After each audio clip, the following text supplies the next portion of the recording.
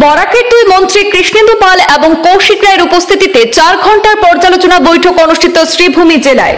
উন্নয়নের প্রতি আসাম সরকার দৃঢ় অঙ্গীকারবদ্ধ বললেন শ্রীভূমি জেলার অভিভাবক মন্ত্রী কৌশিক রায়।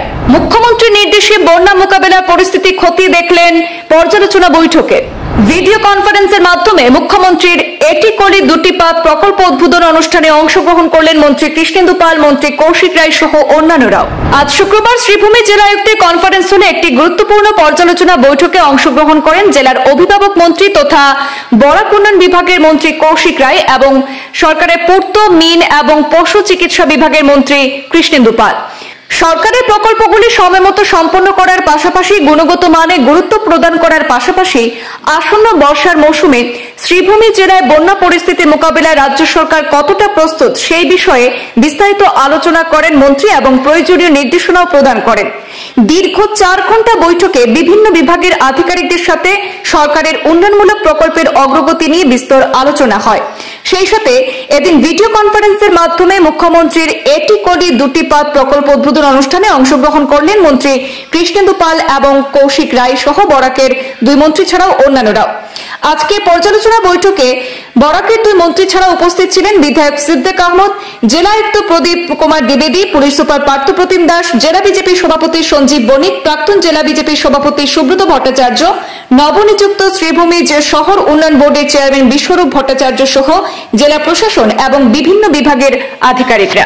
আজি আমি ইয়াতে শ্রীভূমি জেলার মই আৰু আমাৰ সতীৰ্থ মন্ত্ৰী শ্ৰী কৃষ্ণেন্দু পাল ডাঙৰীয়া দুজনে আমাৰ এই জিলাৰ বিভিন্ন বিভাগৰ আমি এটা ৰিভিউ কৰিছোঁ আৰু লগতে বাৰিষা আৰম্ভ হৈছে, সেইকাৰণে ইয়াত অহা যদি ফ্লাড হয় বা বাৰিষা হয় সেইকাৰণে কি আমাৰ প্ৰস্তুতি আছে সেইটো লৈ আমি ইয়াতে বুজ লৈছোঁ, যাতে আমাৰ খাদ্য ভাণ্ডাৰ মজুত থাকে, লগতে আমাৰ ৱাটাৰ ৰিচোৰ্চৰ যি এম্বেংকমেণ্ট, যি ইৰোশ্যন এইবিলাক লৈ আমি কথা পাতিছোঁ। বাকী যিমান ডিপাৰ্টমেণ্ট এই জিলাৰ এই ডিপাৰ্টমেণ্টৰ লগত কথা পাতি কামৰ যি বিভিন্ন যে কাম কাজ চলি আছে কামৰ অগ্ৰগতি আমি লৈছোঁ। মাননীয় মুখ্যমন্ত্ৰী ডক্টৰ হিমন্ত বিশ্ব শৰ্মা ডাঙৰীয়া ইতিমধ্যে আজি এটা ভিডিঅ' কনফাৰেন্স যোগে তেওঁ নতুন এটা প্ৰকল্প লঞ্চ কৰিছে। এই প্ৰকল্পটো হ'ল এটি পাত দুটি কলি, এটি কলি দুটি পাত। এই কাৰ্যক্ৰম এটা আৰম্ভ হৈছে, যাতে চাহ বাগিচাত 200 বছৰ পূৰ্ণ উপলক্ষে পূৰ্তি উপলক্ষে চাহ বাগিচাত 7 লক্ষৰ অধিক শ্ৰমিক কৰ্মচাৰী আৰ্থিক সাহায্য এককালীন 5,000কে আৰ্থিক সাহায্য দিয়াৰ কাৰণে মাননীয় মুখ্যমন্ত্ৰী ডাঙৰীয়াই নিৰ্দেশ দিছে।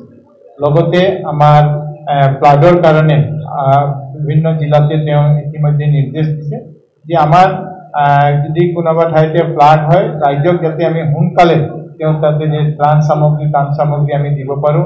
Water resource department, food and civil supply department, DDMA চবে যাতে এক্টিভ লৈ অহা দিনত কাম কৰিব পাৰোঁ, একেলগে চব ডিপাৰ্টমেণ্টৰ যাতে কাম কৰিব পাৰোঁ, সেইকাৰণে আজি আমি ৰিভিউ মিটিং কৰিছোঁ। আৰু লগতে আমাৰ যাতে কোনো ৰকমে মূল্য বৃদ্ধি নহয়, প্ৰাইজ ৰাইজ নহয়, সেইকাৰণে আমি চবৰ লগত কথা পাতিছোঁ আৰু এইটো যাতে ডেইলি ভালকৈ মনিটৰিং হ'ব পাৰে এইটো আমাৰ নিৰ্দেশ দিয়া হৈছে। জিলাত টাস্ক ফ'ৰ্চ আছে, প্ৰতিখন ডিপাৰ্টমেণ্টে লৈ এজন অতিৰিক্ত জিলা আয়ুক্ত গৰাকীৰ নেতৃত্বত এটা টাস্ক ফ'ৰ্চ আছে, যি টাস্ক ফ'ৰ্চ যাতে নিয়মিতভাৱে কাম কৰে। সেই কথাবোৰে আজি আমি প্ৰায় 4 ঘণ্টা জুৰি আমি আজি ইয়াতে এই শ্ৰীভূমি জিলাৰ কাম কাজৰ পৰ্যালোচনা কৰিছোঁ। দেখা গৈছে যে কৰিমগঞ্জৰ কাৰণে হৈছে আপোনাৰ লাফা চাইলৰ এইখিনি চাইডতে এটা সেইদিনা BSFৰ ফালৰ পৰাও আমাৰ তাতে আহিছিলে। আমি জিলা আয়ুক্ত গৰাকীৰ লগত আমি কথা পাতিছিলোঁ আৰু পাতাৰ পৰে পিছত এটা টেম্পৰাৰী মেজাৰ তাতে এটা লোৱা হৈছে, কিন্তু এইটো পাৰ্মানেণ্টলি কৰাৰ কাৰণে জিলা আয়ুক্ত গৰাকী এটা প্ৰপ'জেল পঠাবৰ কাৰণে কোৱা হৈছে।